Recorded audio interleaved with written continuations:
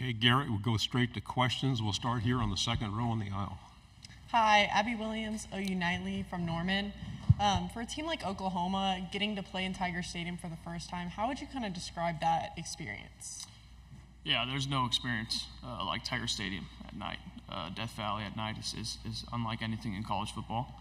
But I think OU and Texas both, they've already played in games at big stages. So, I don't think it's going to be anything new to them. But I will say that Death Valley is something special. Fifth row on the right. Andre Champagne, W8B TV. Garrett, even though you lose Malik and Brian, can you speak to the depth of the receiving room and how being deep in that room might help to y'all advantage in situational football? Yeah, I think our receiver group as a unit, they've really stepped up. They understand the standard that they're going to be held to being a receiver, at LSU. Obviously we just had 2 first-round draft picks and 2 first-rounders, in the past couple of years with Jets and Jamar. And, and you look at the history of LSU receivers, it's special. So there's a standard that you're held to, playing receiver at LSU. And I think our entire room and our entire unit, they accept that. And they view it as a challenge. They view it as their opportunity to be that guy now. I think they've all stepped up really, really big this offseason into those shoes. Right side, front row. Mason Young, Tulsa World. Garrett, a lot of quarterbacks from this league were at the Manning Academy together recently. Just curious if you got to know Jackson Arnold from OU at all and what you thought of what you saw from him there. Yeah, I got to spend a lot of time with Jackson, actually. I really like him a lot as an individual. And as a player, he's very talented. I think he's going to excel this year. I think he's going to do a really, really good job for OU, and I'm excited to watch him. Front row. Michael Cobble, WBRZ TV in Baton Rouge. I think we all expect Chris and Kyron to have big years, but who are some of those next, group receivers that we should really expect to see things from? Yeah, I think CJ and Xavion Thomas, Aaron Anderson, Kyle Parker. I think that whole group of guys, they're all very talented, and I think they're all going to do very special things. So, on the aisle, and then pass it forward. Dan Peck, ESPN 106.7 in Auburn. Garrett, it's an era where quarterbacks tend to move around, especially when they're not receiving playing time. You've been waiting your turn at LSU these last couple of years as Jaden Daniels had his outstanding career.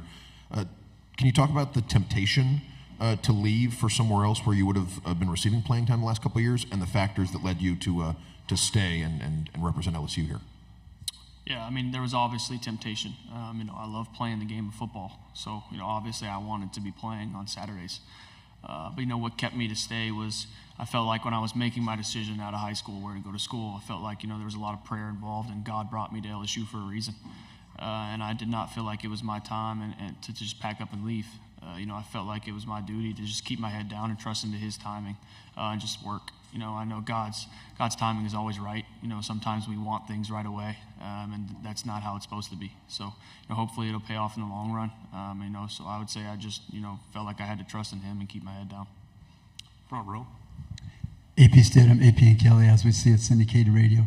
Garrett, what have you done this summer to concentrate on getting better, and what did you learn at the Manning Passing Academy? I had a chance to visit.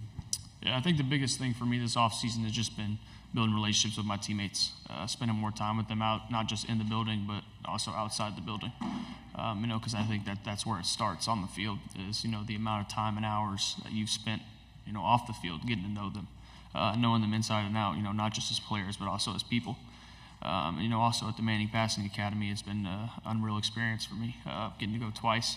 Just, the amount of experienced and smart minds out there, just, getting to pick their brains and learn different things from them. It's an awesome experience, and I'm super thankful for the Manning family for having me. On the aisle, right side.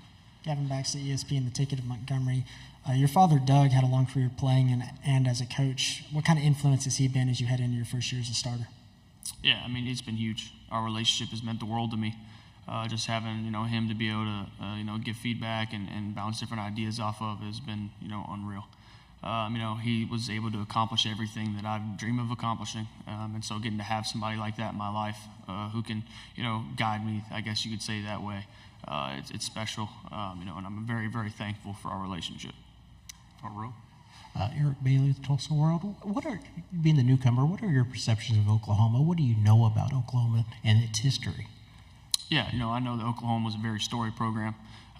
Just being a fan of college football growing up, getting to watch different things. I was a big fan of Baker Mayfield, getting to watch him play and the talent that he had.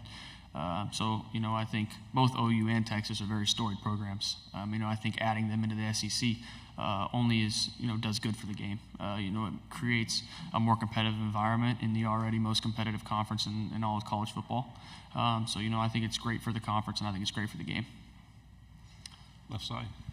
Tyler Shaw with KBTX and College Station. Garrett, I don't know, maybe as a freshman, did you have the opportunity to work with Tommy Moffitt, the strength and conditioning coach? Just your thoughts on Tommy as a coach and kind of what how he helps develop players. Yeah, Coach Moffitt does an unbelievable job.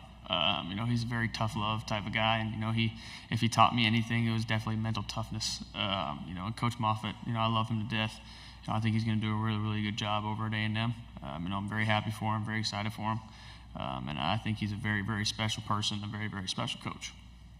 Right side, back row.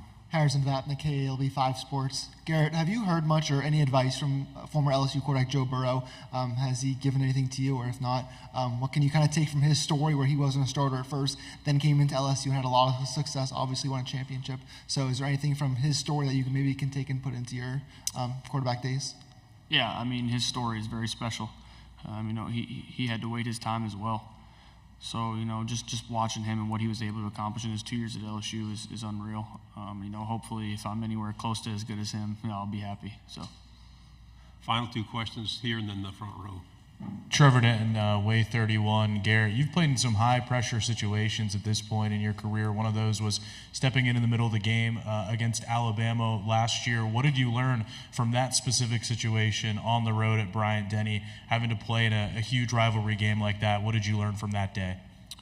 Yeah, I've been blessed with the opportunity to step into some pretty tough situations. I feel like they've only made me better as a player. Now, getting the experience and the preparation as well as the starter, I think it'll only help even more. That experience at Alabama, the SEC championship against Georgia, the end of the game against Auburn. I've been thrown into some tough situations, but it's only made me better. And I wouldn't trade it for the world. And even the times when I failed, just learning from them, and hopefully just continuing as always to just try and push to be better. Final question. 4 of your 5 offensive linemen returning, 2 of them started as freshmen at the tackle spot. How is DJ fitting in, and what do you see in that group, and how can they be a strength for you? Yeah, DJ has done a really, really good job as he stepped in. That's a hard position to kind of step into. But I think he's done an unbelievable job. He's very talented. He's very smart, and he cares. He wants to be great. He wants to get better. And, he's got a lot of very, very talented guys around him. Garrett, thank you. Yeah, appreciate it.